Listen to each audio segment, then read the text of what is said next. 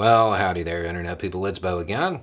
So, today we are going to talk about the Democratic Party's messaging and answer a question that came in about it and go over, for lack of a softer way of putting it, why the Democratic Party is bad at messaging at times. Here's the message. I've been following the channel for a little over a year now. I've been a Patreon for about half that. I've gone back through most of Bo's catalog, and one thing I've noticed is that Bo is better at messaging than most of the Democratic establishment. My question is pretty simple. How do politicians, specifically Democrats with entire PR teams, constantly put out subpar messaging again and again, whereas Bo, who I know is not a Democrat, thank you, picks up on messages and methods that would resonate with voters?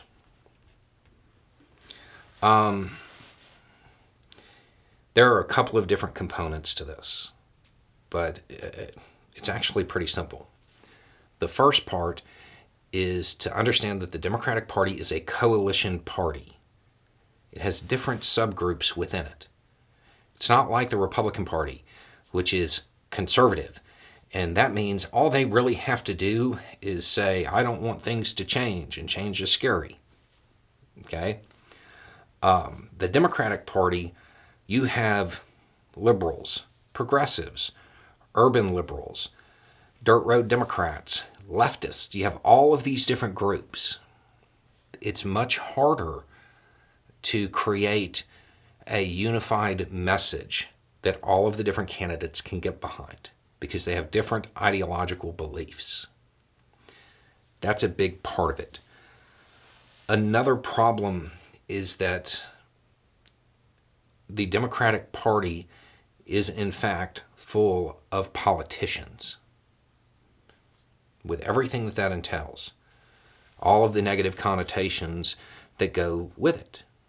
The Democratic establishment, they're politicians, rich, elitist people who, it may have been a really, really long time since they've interacted with like the average American. And that impacts their messaging ability. Now, obviously, not all Democrats, but that definitely plays into it. The PR people you're talking about, they generally come in two flavors. People who want to be politicians or true believers. Either way, odds are they are very ideologically motivated. They fall into one of those subgroups, and they believe in that. A whole lot of them are Ivy League educated, and it creates some elitism, some classism that causes problems with their messaging.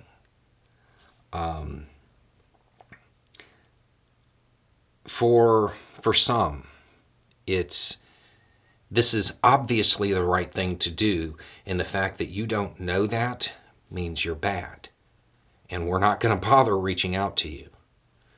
And then for others, it's literally the belief that everybody should already know this, so they don't explain things. Now, again, not all Democrats, but I want to point something out. Katie Porter, okay, AOC, two relatively new people, up-and-comers, right? Household names. Why are they different? What do they do differently? One uses social media, the other one uses a whiteboard to explain things, to explain why the high-minded progressive idea is actually good for the average person. That's why they're household names, because they actually have better messaging than most.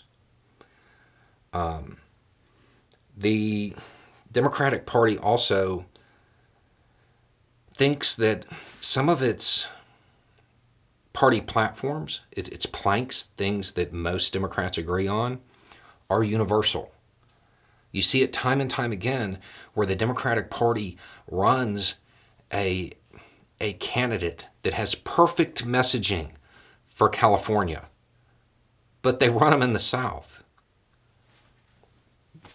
It's not the same. It's not going to work.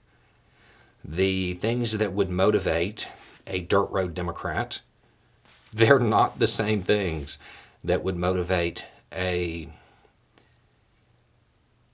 liberal in New York or California. And it has to be addressed differently. The Democratic Party has a real hard time with that because they have to create enthusiasm if they want to win in the South. And then I think one of the biggest things that the Democratic Party messes up is that when they go negative about things that would bother them. If it was said about them, it would bother them. And that's kind of what they go to attack on, and it doesn't make sense. Because most Democrats are progressive of some kind, they tend to have high-minded ideas. Being called a hypocrite, that's really bad for them. The Republican Party doesn't care. They do not care about being called a hypocrite. They don't try to energize their base through high-minded ideas about philosophy or principle or even policy. They motivate by fear. Fear of the other, fear of change. They try to project strength. Don't call them a hypocrite. Call them weak and afraid. That's what would damage them. You show that their policy isn't about keeping America strong.